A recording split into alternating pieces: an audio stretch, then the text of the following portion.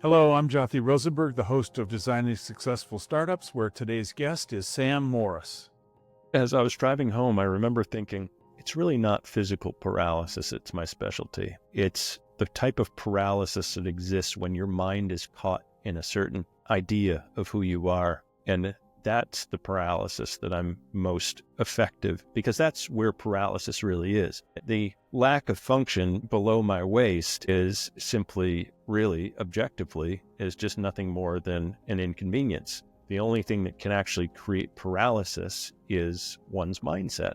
From organic blueberry farms in Maine to the small town of Ojai, California, Sam Morris's journey took an unexpected turn when a car accident left him paralyzed from the waist down at age 24.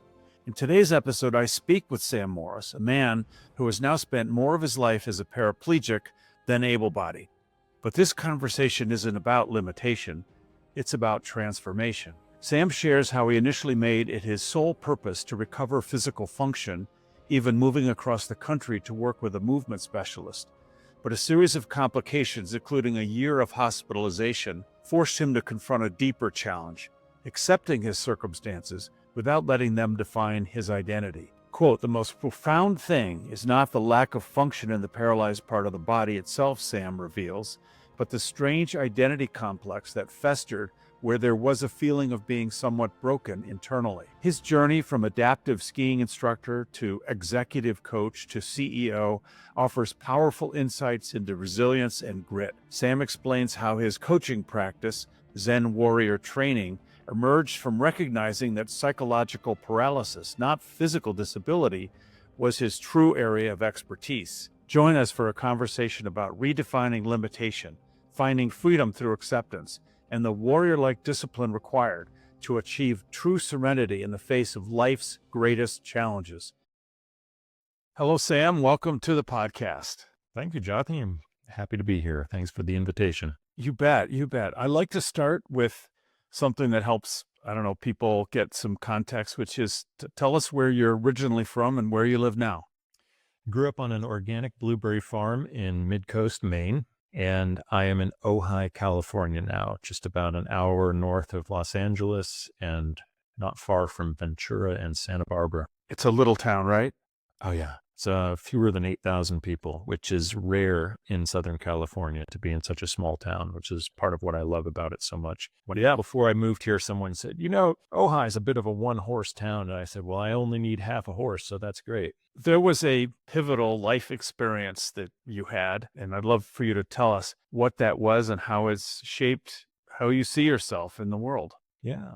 So shortly after completing a 4,000-mile cycling trek across the United States back in 1999. I was leading the trip for a group of 9 teenagers.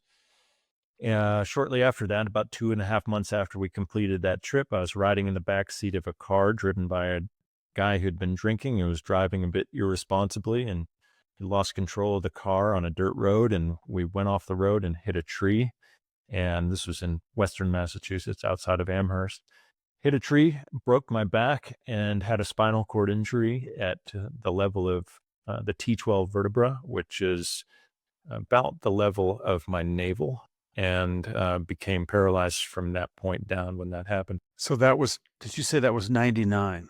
99, so 25 and a half years ago. This year I'll turn 50, so I've just gone past the half-life mark just a few months ago, where I've now spent more of my life paraplegic than I was able-bodied prior to the injury. Tell us about I always call it sort of fighting back against limitations, because as you know, I have had my own physical challenges. So anyway, I call it fighting back because there are, at least you perceive a lot of limitations when something like this first happens to you.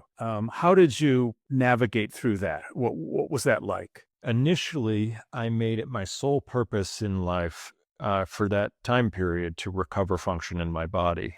And I was working with a movement therapist who, her name was Emily Conrad. She created a program called Continuum Movement. And she was in her 70s at the time. She lived in Los Angeles. I would fly out from the East Coast to work with her periodically. And then I moved out to Los Angeles in 2001 to work with her on a more regular basis, because she, at the time, was the only person that I had heard of who had had any success in helping people with paralysis to recover function in their body simply through a meditative movement practice. And I was fully believing that this was possible, and did what I could to try to recover function in my body. And our work that we were doing together was derailed by the first of many pressure ulcers that I developed, like bed sores, that hospitalized me for close to a year. Between 2002 and 2004, I spent about a year completely hospitalized, which really derailed that process. And my body atrophied a tremendous amount during that time. And afterwards, I was in this space of kind of listlessness. There was something about going through that particular traumatic experience, which was actually far greater than the spinal cord injury itself. The being bedridden and hospitalized for that duration of time was far, far more traumatic than just the spinal cord injury. And that put me in a state of really not knowing, not really having a strong grasp of what I wanted. And the beginning, I think, of a long period of time around acceptance of my circumstances versus fighting against my circumstances. And ultimately, it was that acceptance of my circumstance, that surrender to the circumstances, which ultimately, really, in many respects, was the greatest fight, because it wasn't about being sort of in an adversarial dynamic with my circumstances, but being more in an adversarial dynamic with my own sense of what I believed I needed to be versus what I was. And that is an interesting battle to fight. And so it was really the most challenging part, I suppose, was really, really not just conceptually and intellectually, but really, really embodying a full state of acceptance around what my circumstances were, and not having that impact my sense of identity, which with a paralysis, the most profound thing is not the lack of function in the paralyzed part of the body itself, but for me, it was the strange identity complex that festered, where there was a feeling of being somewhat broken internally. That all, I think, is kind of story I've heard for a number of people. One of the things that I do is get adaptive equipment for people who've got some sort of a physical disability to get back, or to get into, not necessarily back, a sport or some sort of high challenge activity that they want to do. Mm-hmm. And that's what I meant by fighting back. It's not fighting back against the disability. It's fighting back against the perceived limitations that it places on you. So, for example, you might have decided that you wanted to play wheelchair basketball, and maybe you do. Whether or not you do now, you could, and that's sort of the point. And then you can start feeling better about yourself. Everybody's got a different journey, and you clearly had one where you got sort of whacked twice, as you just described, and seem to have come out the other side of that, having better self-esteem. The acceptance probably translates into feeling better about yourself. Yeah. Well, you mentioned a good point around athletics, because prior to my spinal cord injury, I was a real athlete. I not only, like I mentioned, cycled across the U.S., but I was an avid snowboarder and skier and hiker.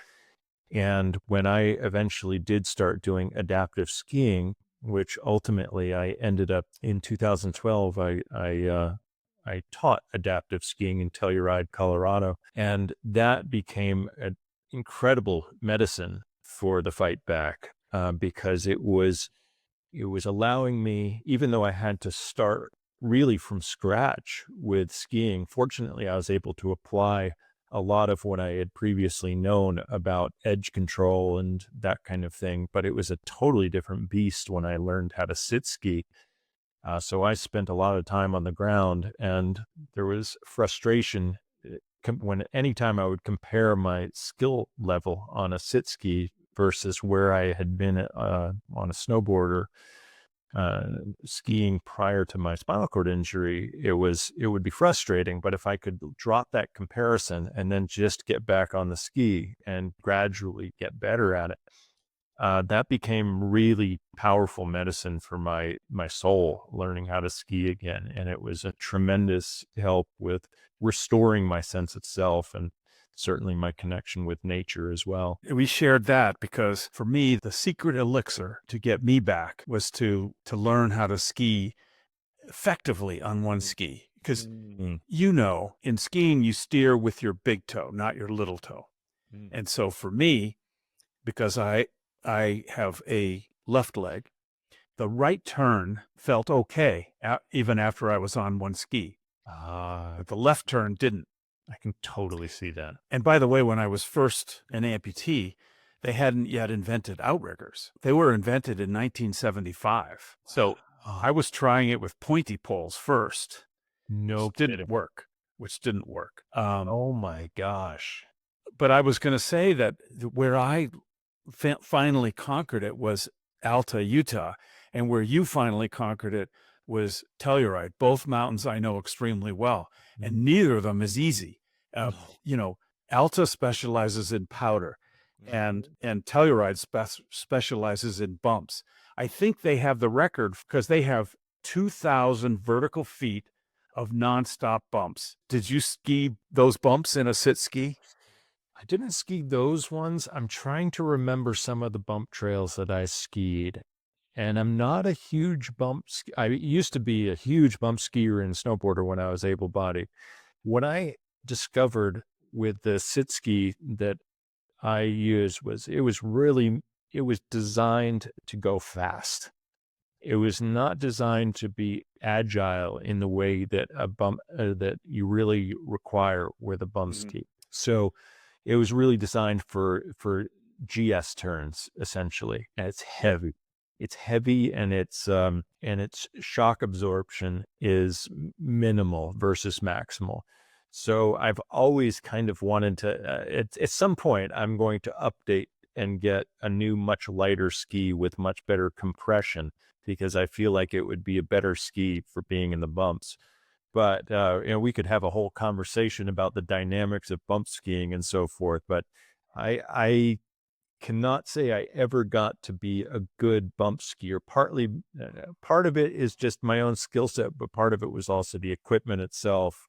It was challenging because it would throw off my center of gravity when it didn't compress properly, the way that one's knees and legs are really meant to compress properly.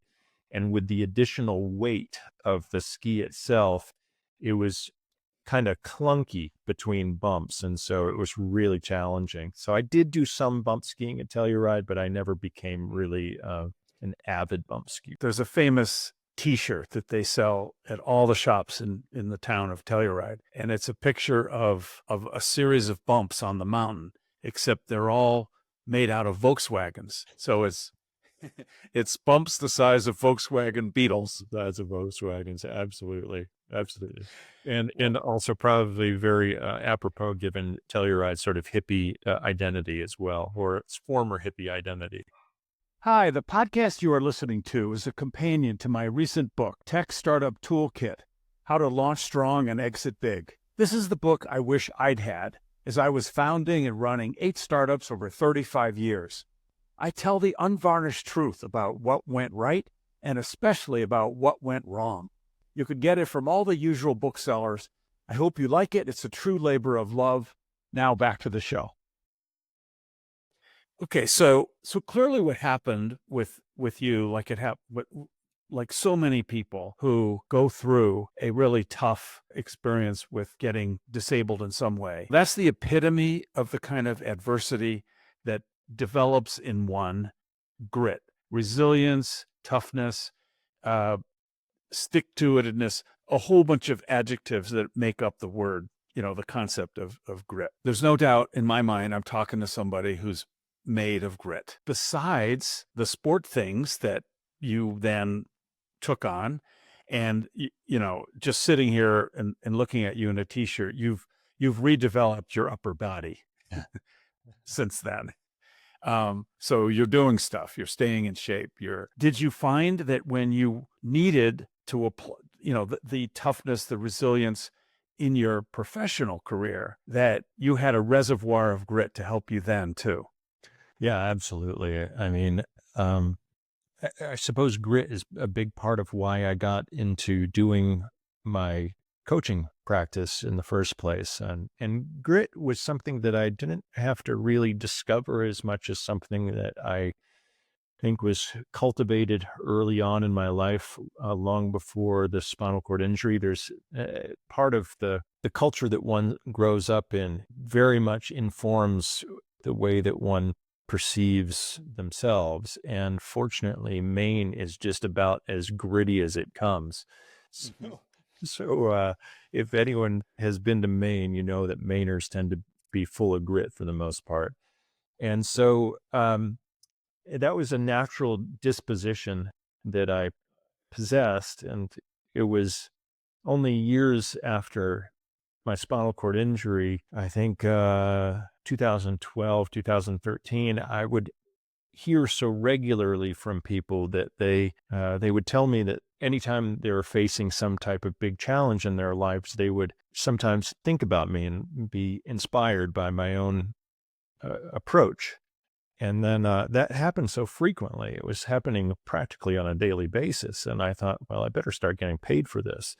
And so that's when I started my Zen Warrior Training coaching practice, was recognizing that how I was living my life had value to other people. And if I could sort of reverse engineer the mindset of resilience and adaptability, which I think is the beauty of going through something so severely challenging, as you well know from your personal experience, is that it makes you an expert on adaptability. And adaptability can be applied universally across the board. And it's one of the things that, maybe the thing that people need more than anything else, is the ability to adapt to what is happening now and to leave behind anything from their life prior that is encumbering their ability to move into the future and be fully present. That is the key to a successful life, in my estimation, is knowing how to adapt, knowing how to move with circumstances, knowing how to not identify with the circumstances that you've previously experienced, so that you can keep adapting to what is occurring now and moving into the future in a more graceful manner. Did you feel like you had or needed any kind of formal training? Yeah, so I came in with the right preparation, I suppose. But then from there, I started working with master coaches for years. I didn't start coaching myself until I had had a lot of regular coaching from master coaches. One of my first real coach in my life, I studied with her 40 to 50 hours a month for about 6.5 years in a regular, intensive training program. And so I did that. It was not some kind of weekend certification that I took. I would do private sessions. I would do sessions with my then wife. I would do group sessions. I would do everything that I possibly could to accelerate my own development, my own capacity to work with others. So part of something that I find interesting about the world of coaching in this modern world that we live in is it can span from anything from someone who has an interest in giving people advice, who hasn't had any formal training, all the way to people who are real masters of the craft, who have spent years both with their own mentors and coaches and developing their own practice. That's something that I find is both an advantage of that particular career, and it's also it presents its own challenge because you don't really know who's out there and what their actual level of expertise and personal embodiment of what they're talking about really is. Help clarify for me the timing. So these calls that were coming in daily asking your advice. This was casual interactions. So this was something that I'd heard periodically for quite a while. And then around probably 2012, 2013, it just started to be so normal for me to hear, wow, like, I don't know how you do what you do, but like you have clearly so much more freedom in your own mind than I do, and I'm not in a wheelchair. And I would hear that over and over and over and over and over. So that daily occurrence of that, was that happening before or after you'd done this, intensive coaching training? It coincided with probably the first year or two that I was doing the intensive coaching training. So you'd already decided you wanted to do coaching. Yeah. So I started getting coaching. It was never something that was even on my radar until 2012. And my then fiance, who then became my wife, we're now divorced and we have been for the past 7 years. But the dynamics inside of our relationship, we were two very different people with very different ways of approaching life and the world. And as much love as we had for each other, it was creating a lot of conflicting perspectives inside of our relationship. And we knew we needed some help in how to navigate our relationship with one another. So we initially started getting coaching training primarily to try to have a more functional relationship with one another. But then the more time went on, the more that extended beyond just the relationship itself. And I realized, this is really valuable stuff.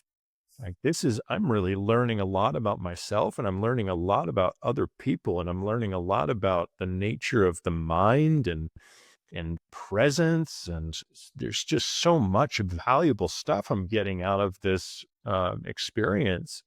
So then that naturally just kind of grew into my own practice from that point. It was also something where I was at a pivotal time in my own life too. So part of it was the inspiration that hearing from other people suggesting, that I had this sort of, I guess, what was a rare mindset around resilience and so forth. But it was also there was a time where I was between jobs. I had been working in 2012, I guess it was. I was working as a researcher for Russell Brand's TV show that he had for a while on the FX network. I was living in Hollywood and working with Russell Brand. After that show was canceled, I was in this position where I was looking for a new job. I got hired in theory. This is the only time I've ever been hired in theory. I was hired in theory to be a producer at HuffPost Live. I got the job verbally, and then some time went on and I never heard from them. And then I checked in with the person who had hired me, and who was an executive producer there at HuffPost Live. And they had recently been acquired by AOL, and AOL decided to let go of their LA office and move all their operations to New York. So she said, well, you can still have the job, but you'll just have to be in New York. I said, I'm not about to pick up and go to New York for a job. Thank you very much, unless it's a really lucrative job. So I was in this position where what do I do now? And it was the perfect timing given the coaching that I was receiving and getting the input that I was receiving from others. And initially, I thought that I would work with people who had had spinal cord injuries to help them to navigate life post-injury, because it was something that I was so deeply familiar with my own personal experience. But then after starting doing that for a short period of time, I remember driving home from a rehab facility where I was working with a private client who had had a spinal cord injury. As I was driving home, I remember thinking, it's really not physical paralysis. It's my specialty. It's the type of paralysis that exists when your mind is caught in a certain idea of who you are. And that's the paralysis that I'm most effective, because that's where paralysis really is. The lack of function below my waist is simply, really, objectively, is just nothing more than an inconvenience. The only thing that can actually create paralysis is one's mindset.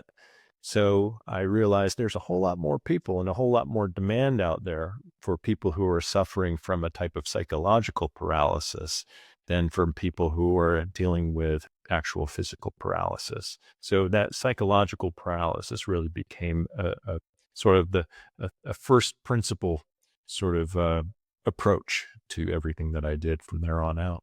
And that's when I formed the Zen Warrior Training Coaching Program. So why Zen Warrior? I've always had an appreciation for the very profound clarity and insight of the ancient teachers of Zen. It's really about familiarizing oneself with that space of the void, and letting go of finding a sense of freedom from egoic projections. And to do so, that indicates a certain sort of peace or serenity. When we think of Zen, it's like that serenity that is the absence of unnecessary mental chatter, let's say. But they're peaceful. So what's the warrior part of it then? So in order to live like that in the context of the chaos of society and all of the mimetic notions and familial patterning and cultural conditioning that we receive, in order to actually live like that, one must take on a warrior-like approach to finding that serenity. So there appears to be a paradox between the serenity and the warrior, but really they go hand in hand, because we must go to battle with the internal notions that we've internalized that are not our own, that are picked up by family and culture, which impede that serenity. We have to have that warrior-like disposition in order to do so. So we could look at it from the vantage point of like the Shogun warriors. Before going to battle, they had to go through a process where they would essentially let themselves internally die prior to entering the battlefield, to find that inner peace where nothing could harm them because they had already dealt with anything that would be in opposition to any circumstance that could happen. So they'd found a level of a peace of mind to be able to enter the battlefield with total serenity.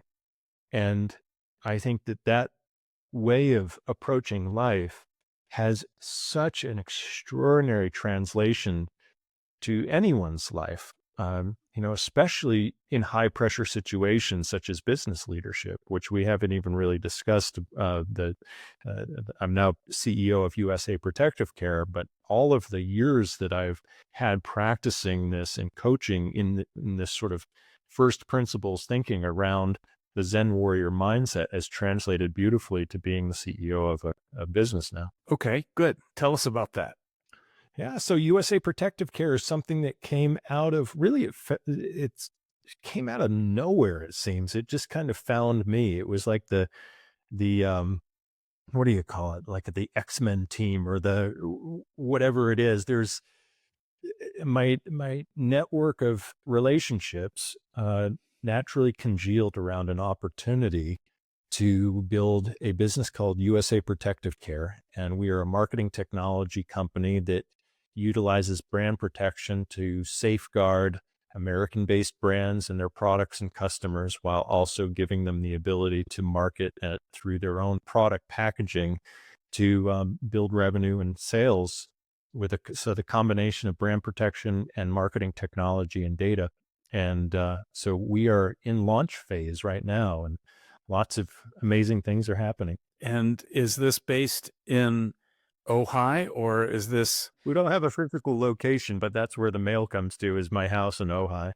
So We have any people are nearby in Santa Barbara, and I have a partner in Palm Springs, I have a partner in Boise, and I have a partner in Los Angeles.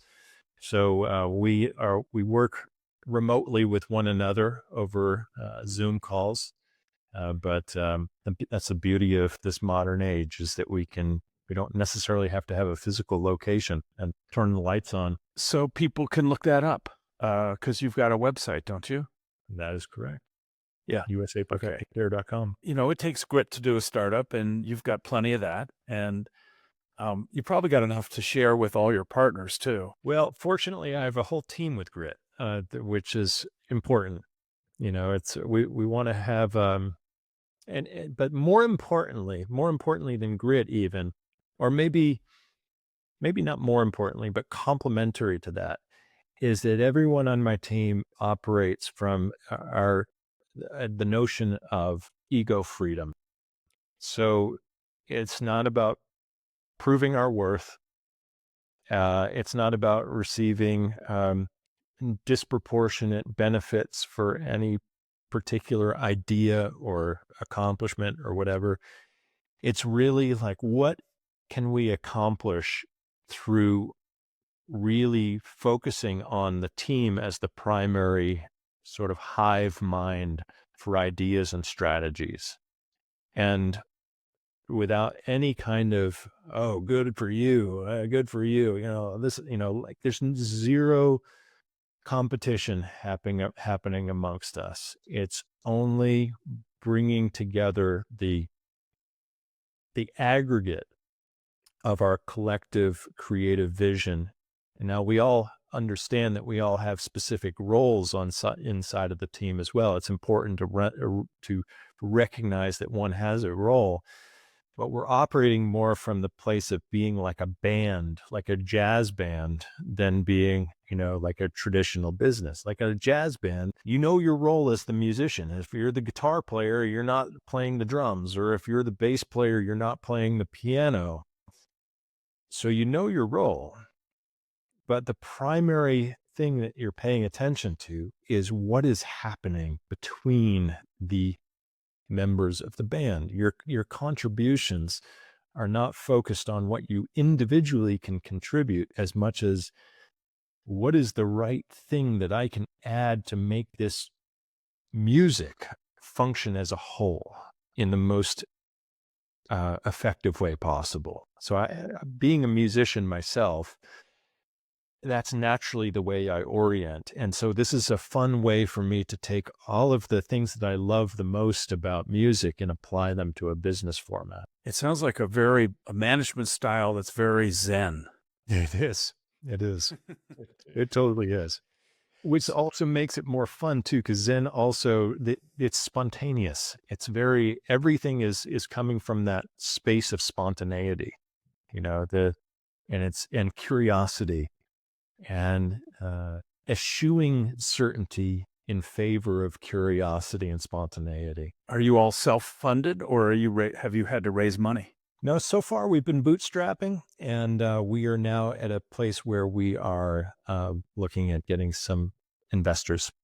So that's this is actually happening like right now. We've been bootstrapping to this moment, and we are working on putting together our PPM. Are you going to continue with the coaching business as well? Yeah, that will always have some part of my life. Right now, in fact, earlier this morning, I have a weekly session that I do for a group called Metal.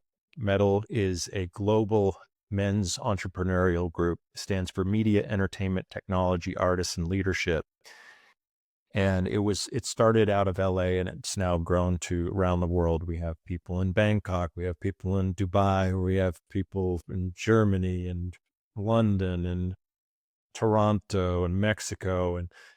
And so every Monday morning, I lead a Zen Warrior, what I call the Zen Warrior Dojo. And it's a practice of bringing the principles and the wisdom and the embodiment of Zen principles into a business landscape, with working with how to apply the wisdom of the ancient sages and find that wisdom inside of ourselves versus read about it in books.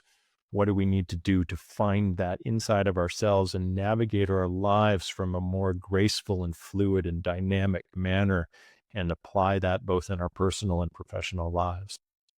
I love doing that work. And it's something that, I've been doing, I suppose, I'm probably up to doing about 250 of those group facilitations at this point. And I'll probably, I may always work with people on a private basis or a group basis as well. Most of my attention will, of course, be focused on USA Protective Care because it just has to be. But I will always leave room for doing coaching and mentoring. Startups tend to be that way. They tend to consume you. When they're fun, it doesn't feel like you're being consumed by it, though. That's right. I just worked all weekend long, and it was like, I feel great now. It's like, I take time where I need to. It's important to. You don't want to be totally, you don't want to be consumed. But when you're with the right team and you've got the right approach and you're operating from that place of ego freedom, it really is, it's one of the things that I most enjoy doing. It's fun to hear all this from you. And I think nice messages for the people that are listening and watching this episode. But thank you. This has been fun. Thank you for doing this. Jothy, thank you. I feel like I've been doing all the talking, but I suppose that's part of the format. That's a wrap. Thanks for tuning in. Today's takeaways about Sam Morris are: true paralysis exists in the mind, not the body. As Sam puts it, the only thing that can actually create paralysis is one's mindset. Adaptability is the key to resilience. In Sam's words, the beauty of going through something so severely challenging is that it makes you an expert on adaptability, and adaptability can be applied universally. Finding peace often requires a warrior-like approach. The seeming paradox of Zen Warrior reflects the battle we must fight against limiting beliefs to achieve true serenity. Success comes from focusing on collective harmony rather than individual achievement. Sam's jazz band analogy shows how a team thrives when members ask, "What can I add to make this function as a whole?" rather than, "How can I stand out?" Acceptance isn't surrender, it's transformation. As Sam describes, the greatest fight wasn't against his circumstances, but against my own sense of what I believed I needed to be versus what I was. The show notes contain useful resources and links. Please follow and rate us at podchaser.com/designing successful startups. Also, please share and like us on your social media channels. This is Jothy Rosenberg saying, TTFN, ta-ta for now.